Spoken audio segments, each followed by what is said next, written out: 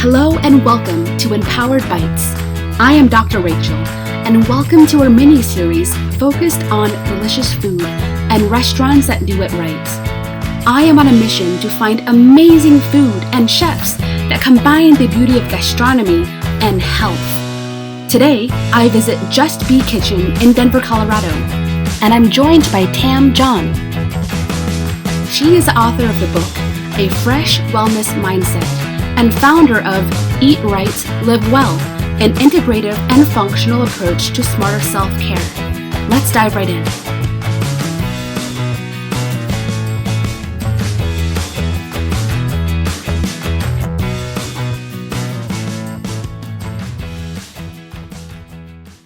Jennifer, tell me a little bit about your inspiration for this restaurant. The short answer is I wanted to close the gap between who I was and what I did. But a little bit of a longer answer is that I was living in London, England, and I was really into nutrition because I was an athlete. I mean, not a major athlete, but I did competitive sports. And I had been a vegetarian for 17 years and a vegan for 2 years, and I had gained a lot of weight as a vegan. So I started seeing a holistic nutritionist that was part of my team. And he kind of put me on, it was a paleo diet, but it wasn't really called paleo then. And then I just really wanted to be able to have that food all the time. That's amazing. Well, thank you so much. This is incredible. Thank you. Thank you.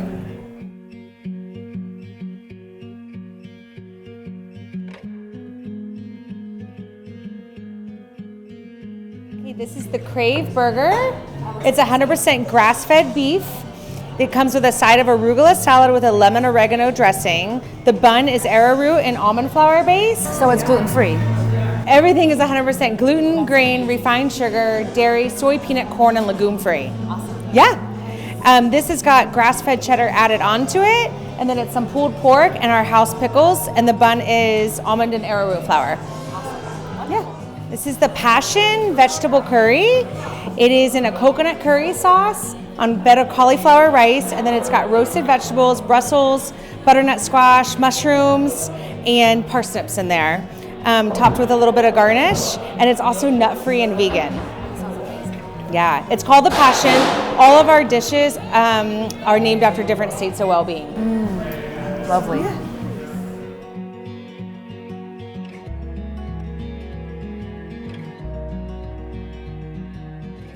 So artichoke dip for me is one of those foods that when I eat it, it's kind of like a treat, but I never feel good afterwards. I think it's typically really dairy laden. So much dairy, so much cheese. Right. It's more like cheese dip with a little bit of artichoke, you know what I mean? Right. Yeah. Sometimes I'll just puree the artichokes. So it's really, really plain, but it's fast and clean. So this is like decadent, Super fancy. top of the line, super fancy. What else do you put in your artichokes at home? Nothing, Just pureed artichokes? just pureed artichoke. What do you eat it with? Cracker. Yeah. Yeah, it's tasty. Well, this burrito, like this tortilla skin, changed my life. The breakfast burritos here are so good. With almond flour, and I mean, it actually feels like a tortilla, which is half this challenge right here, right? I wonder if they sell these by the package, because I'd buy some to take home. Question for later. Right? Yeah. So good. You have to try this. Very good. Especially with their curry. Yeah. Yeah. Still warm. Love that. Yeah.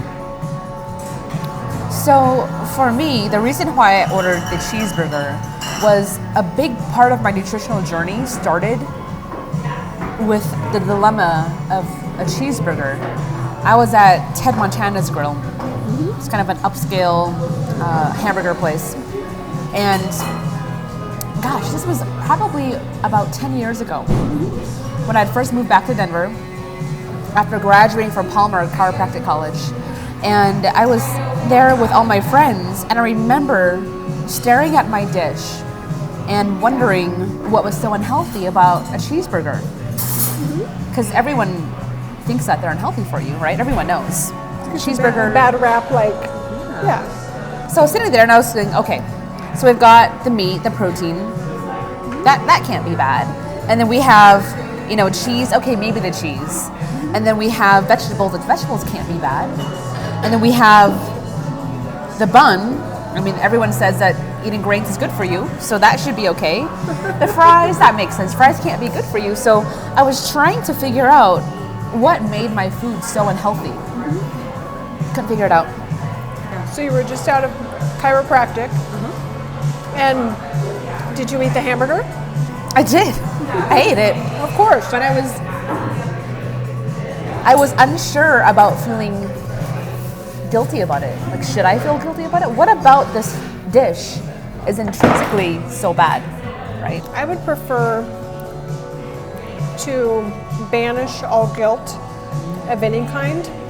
So if you find yourself in a situation where being at that commercial franchised restaurant is your best choice and a hamburger really resonates with you, order the hamburger and eat the hamburger.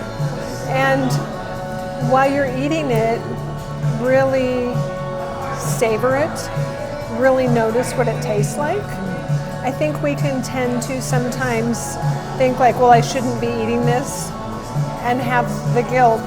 The guilt. And we tend to maybe gulp it down, right?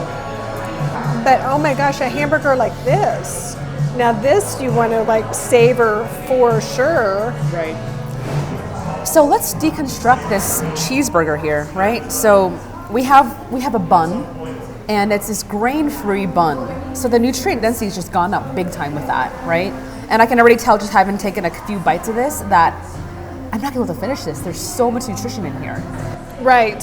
And then we have this grass-fed meat, which we know is the kind of meat you should eat if you're eating meat, right?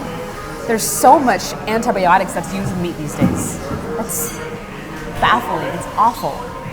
And when you get that conventionally raised grain-fed meat, the fat ratio is all wrong. So you're getting a lot of inflammatory fats. You're not getting enough omega-3s, and it throws everything off. So when conventional doctors say, eating meat's bad for you, they're actually right, because most of the meat that you're getting is not good meat. It's not well-raised meat, and it's not good nutrition for you. And so can that be changed though? And yes, it can. If you just raise meat better, raise it the way it's supposed to be raised, on pasture, now you have proper omega-3s, omega-6s, and it's just better for the whole world, I think. That dynamic is so important. Yeah. And so, I'm so glad that I've deconstructed that whole myth, because I remember sitting at that dinner and just feeling totally disconnected from the conversation and my friends, and I was just staring at my food and wondering, should I feel guilty about this?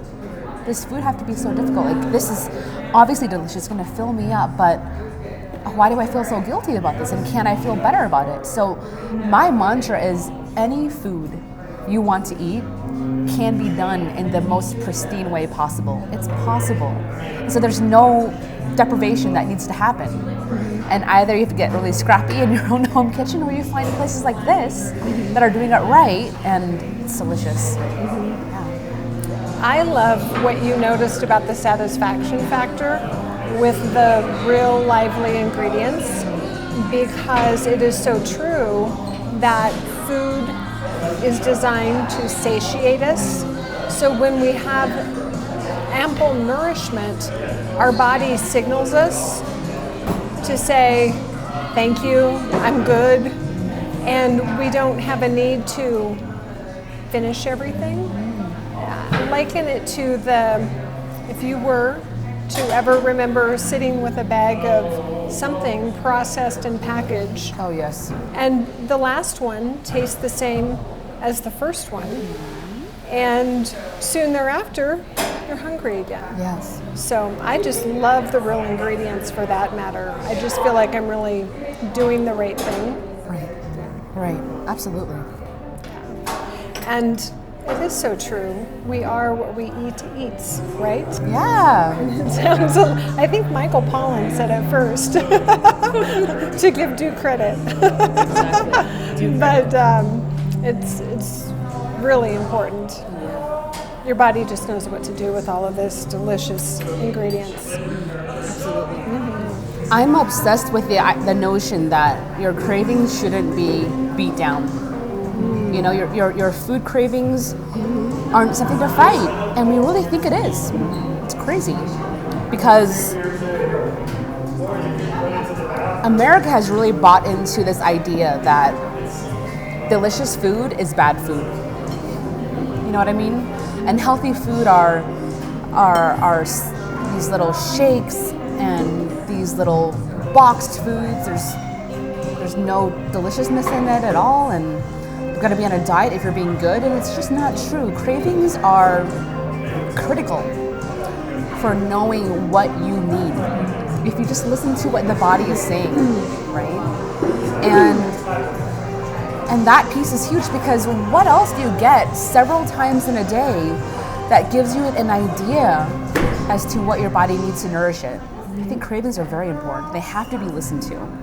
And if all you want are things like sugar and drugs, I mean, then obviously there's something that's wrong, and there's got to be some big steps that are taken. But once you get to a certain level of health, your cravings should coincide with healthy food, and the struggle should drop away. Like this kind of food, it's amazing, right?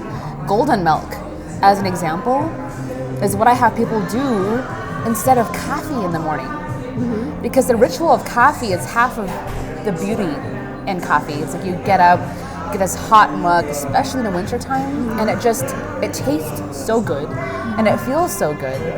And so the ritual is important to keep. Get that hot mug, but then now instead of just a stimulant to push you into the state of concentration and focus, now you have good fats, and you have turmeric, which is such an anti-inflammatory. It's good for the immune system as well. And now, like, you're really being nourished. You actually have a food source instead of just being stimulated, and you kept the hot cup, which is so important, right? So you have that factor. Yeah. Oh, this is so good. This is like dessert. I love what you said about not squashing cravings. I have found that people know what they should innately be eating. And it's so much beyond one diet being right for everyone, because we know that's not the case. But it's really about in the moment, in a day, just making choice by choice that really aligns with what our body wants and what's going to satisfy us. And there's so much information that is available to people about healthful food and what we should be eating. And when we peel back those layers that are tricking us, the chemicals and the things that are in the processed and the packaged foods and the shakes and the packets and so on and so forth, we can really get to the heart of trusting our body to know that our choices are satisfying us, energizing us, rejuvenating us, whatever it is that we're looking for. But ultimately, it's just really delicious and satisfying. So I like to help people to learn to really trust that inner guide, because it knows. It totally knows. You want to try the golden milk? Take a little sip. Thank you for asking.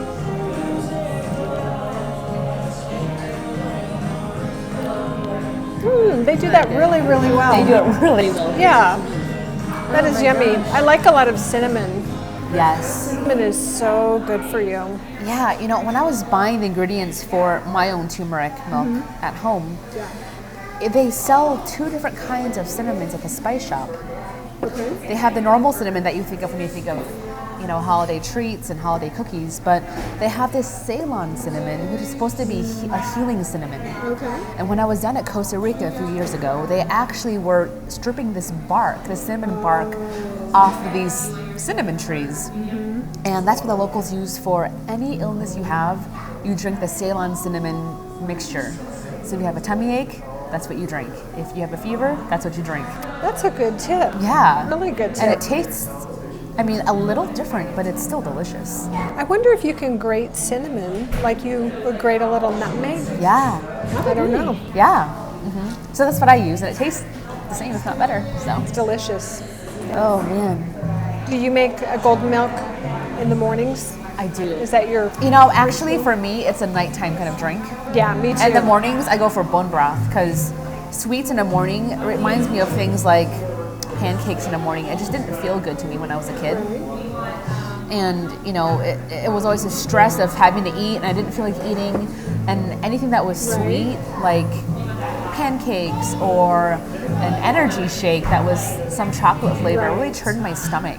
Right. So I still carry some of that, I think, now as an adult. So I want savory in the morning, a cup of bone broth, eggs, bacon, avocado.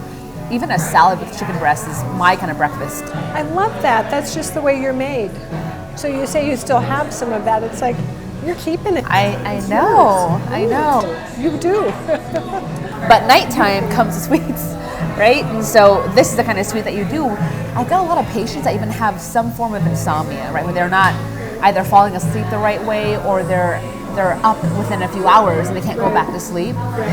And insomnia can have so many different causes. But the first thing I do is I increase their fat right at night. And this is a perfect way to do it right here. And I would say 80% of people who have some form of insomnia, it takes care of it. And for the other people, then there's probably hormonal causes and maybe sleep apnea, so it gets more complicated. But for most people, actually, that starts to solve a portion of their sleep disturbance, which is powerful. It is. Yeah. That's life-changing. Life-changing to be able to sleep and feel this. It's interesting that in the medical field, diet and nutrition is still really lagging behind the research. That part is almost fascinating to me, but I know that there are probably powers that be. It's an industry that are keeping it there. Yeah. So it's too bad that we have to call it alternative health and renegade nutrition still, because it's traditional nutrition. It is how people have eaten for a very long time. It's really how we're designed, is to get our nourishment and our energy from plants and animals. Right, yeah, exactly. That are grown in sunshine. Yeah. So a very little known part about me was that not that long ago, probably even like 6-7 years ago now, I moonlit as a sushi chef in a sushi restaurant. And I was so conflicted at that point because I knew I was supposed to do health. I've known that forever. So I would go to work and I would do my work as a chiropractor, do medical stuff. And then I would go home and then change and go to a sushi restaurant. And I just had to be around food. And I didn't know how to combine health, especially alternative health, the way that I wanted to do it, and nutrition. I couldn't resolve the foodie and the doctor within me. They were two separate personalities that had to both have their airtime.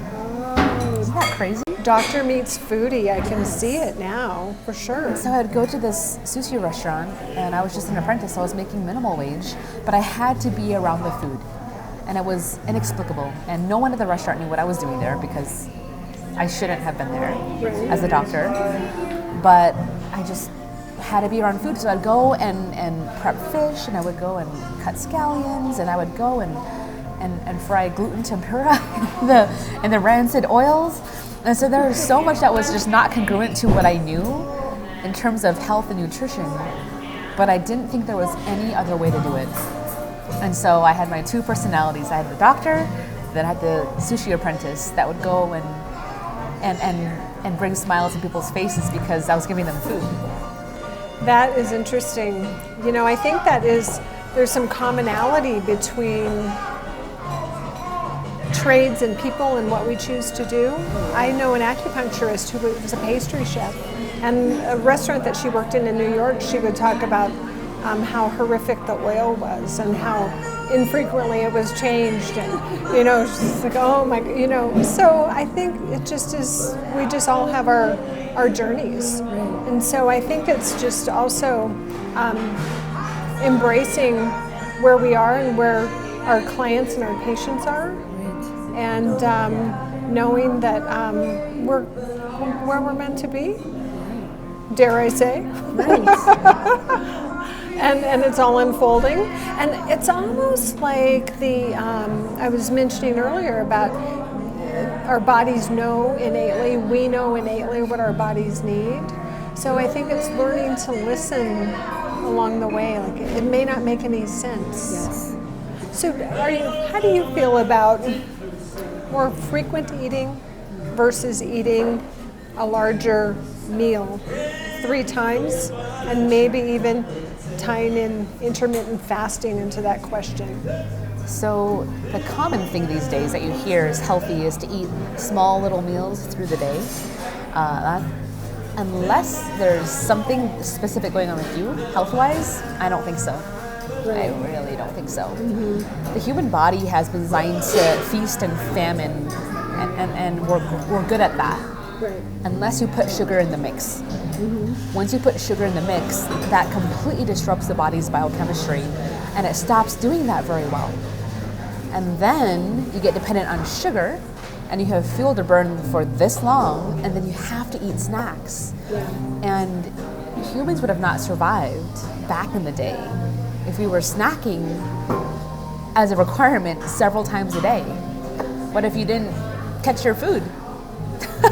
Right. You would die. There was no constant grazing. Yeah. I think blood sugar is the major caveat around all of that. Oh, so yes. Where is your blood sugar regulation? Where's your blood sugar? Because if that is wonky and gets too low, you have to eat to keep your blood sugar regulation.